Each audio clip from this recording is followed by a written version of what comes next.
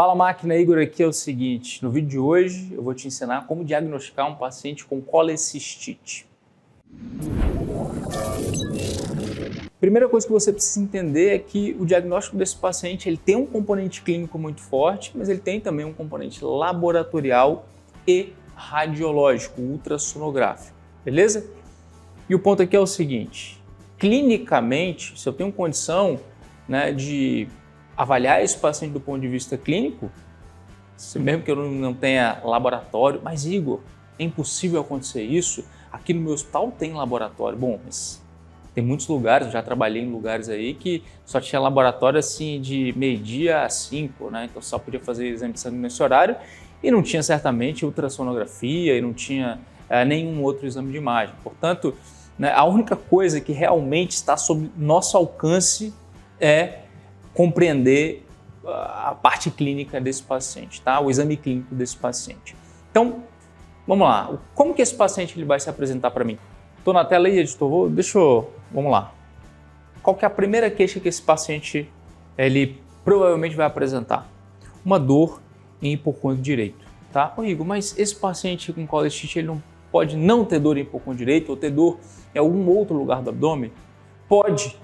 E o detalhe é que é o seguinte, isso serve para qualquer doente que você estiver atendendo. Toda vez que eu tenho uma queixa, um paciente com uma queixa específica diante de mim, se essa queixa é uma queixa de dor, como por exemplo uma dor abdominal, eu preciso sempre localizar exatamente onde é essa dor e a irradiação que porventura aconteça a partir desse local e fazer uma correlação anatômico-semiológica.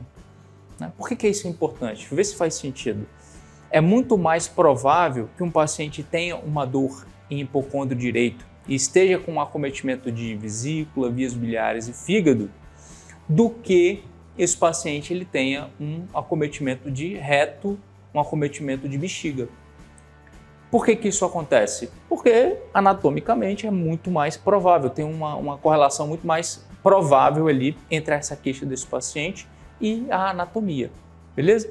Então, como a vesícula fica em hipocôndrio direito, é de se esperar que qualquer acometimento da vesícula provoque uma dor localizada em hipocôndrio direito. Mas, por algumas razões, isso não necessariamente será assim. O paciente ele pode ter uma dor em epigastro ali, por exemplo, ou ele pode ter uma dor em flanco direito, ele pode ter uma dor em mesogastro ali, uma dor mais difusa, difícil de localizar, mas na maior parte dos casos, essa dor irá se apresentar em hipocôndrio direito ou permear ali o hipocôndrio direito. É assim que vai acontecer com grande parte dos pacientes, beleza? Segunda queixa relevante que esse paciente pode apresentar para mim: náuseas e vômitos, tá? Então, não apenas no paciente com uma colecistite, ou seja, uma inflamação da vesícula biliar, mas no paciente com uma cólica biliar, mesmo que não haja um processo inflamatório ainda, esse paciente, essa dor em hipocôndrio direito, ela comumente vem associada com náusea e vômito. E aqui eu tenho um fator desencadeante muito relevante, que é o seguinte: esse paciente, ele se alimentou de algum alimento gorduroso, Se alimentou de gordura, sei lá, um leite gordo, uma carne gorda, alguma coisa gorda, que provocou, que levou esse paciente a essa crise de cólica biliar. E aqui, quando a gente está falando de colecistite, é uma crise que costuma ser de uma intensidade mais forte e que, além disso, pode estar associada com febre, beleza? É um paciente que tem um quadro inflamatório ali, um abdômen agudo inflamatório, e é comum que esteja associado à febre.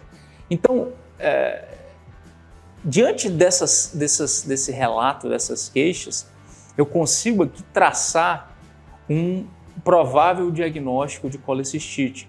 Igor, esse paciente também pode ter hiporexia, perda de apetite. Nos quadros inflamatórios infecciosos de um modo geral, e não necessariamente no abdômen e não necessariamente na vesícula biliar, esse paciente ele acaba perdendo o apetite por conta da própria infecção. Beleza? Então esse quadro aqui é um quadro muito típico, Eu tenho que obrigatoriamente, no mínimo, eu tenho que pensar na possibilidade de um acometimento, de uma inflamação, de uma infecção da vesícula biliar, a famosa colecistite. Beleza? Mas, eu fiz aqui minha a minha breve anamnese, né, o modo como o paciente se apresenta para mim, né, não é exatamente uma anamnese, eu estou desenhando aqui um paciente, né, eu estou construindo uma persona aqui, né, de um paciente que essas queixas são as mais relevantes. E aí dentro do exame físico desse paciente, ele vai apresentar, né, muito provavelmente uma dor à palpação abdominal. E onde vai ser essa dor de palpação abdominal? É esperado que seja em hipocôndrio direito. Deixa eu apagar aqui para você. É uma dor em hipocôndrio direito. E aqui tem um sinal clínico, né, que é extremamente comum no paciente com colecistite, que é o famoso sinal de Murphy. O que é o sinal de Murphy? Eu faço a compressão de hipocôndrio direito, com a compressão intensa do hipocôndrio direito, e eu peço para esse paciente inspirar profundamente.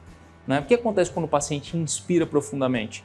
Vai encher, né, o parênquima de ar, vai encher a caixa torácica e o diafragma desse paciente será projetado para baixo em direção à cavidade abdominal. E o que acontece quando o paciente inspira profundamente? Eu já estou empurrando aqui a vesícula biliar com as minhas mãos, já estou comprimindo o hipocôndrio direito. Esse paciente inspira profundamente, o diafragma também comprime a vesícula biliar e esse paciente ele tem uma interrupção abrupta da sua inspiração, ou seja, ele para de inspirar profundamente porque ele sente muita dor, beleza? Quando acontece isso, eu estou diante de um sinal de Murphy positivo, ou seja, o sinal de Murphy está presente. E é um sinal altamente sugestivo de colecistite, beleza? E aí, para complementar o raciocínio, né, aqui eu tenho uma probabilidade muito alta de estar diante de um paciente com colecistite. Para complementar isso, eu preciso do laboratório, que basicamente eu quero um hemograma e PCR, e esse hemograma é comum que eu encontre leucocitose com desvio à esquerda, tá? É comum que eu encontre uma PCR, né, um marcador de infecção, de inflamação ali elevado, um marcador inespecífico, mas é comum que eu encontre elevado, e eu posso solicitar alguns outros exames, né, para descartar acometimento hepático, né, alteração de função hepática, alteração de função renal, para afastar a possibilidade de pancreatite, inclusive, né, solicitar enzimas pancreáticas, ali, amilase e pase, para ver se alguma coisa está alterada. Mas pensando em colecistite, esses dois exames aqui, o mais comum é que eu os encontre alterados no sentido de uma leucocitose com desvio à esquerda e uma PCR elevado. Tá? E por fim, e também importante, uma ultrassonografia de abdômen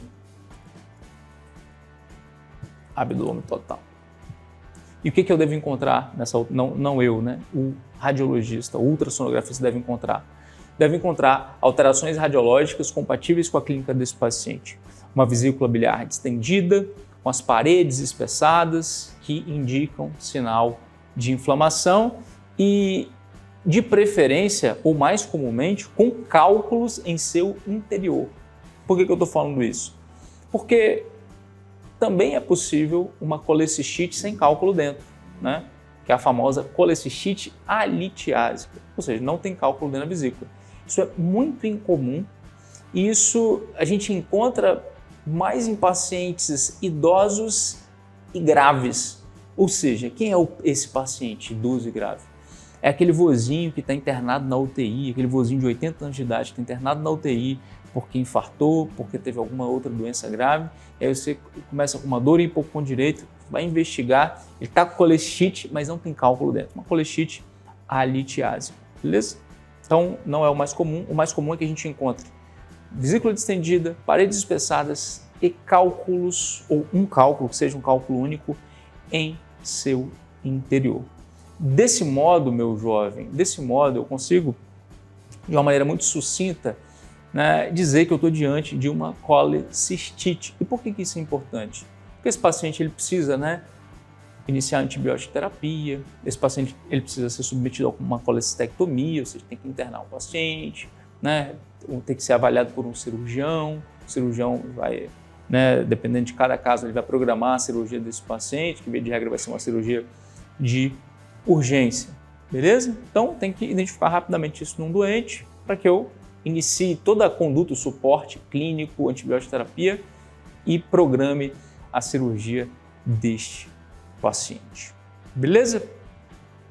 Como sempre, se você gostou desse vídeo, deixa um like aqui, ativa as notificações, se inscreve no canal e eu te vejo no próximo vídeo.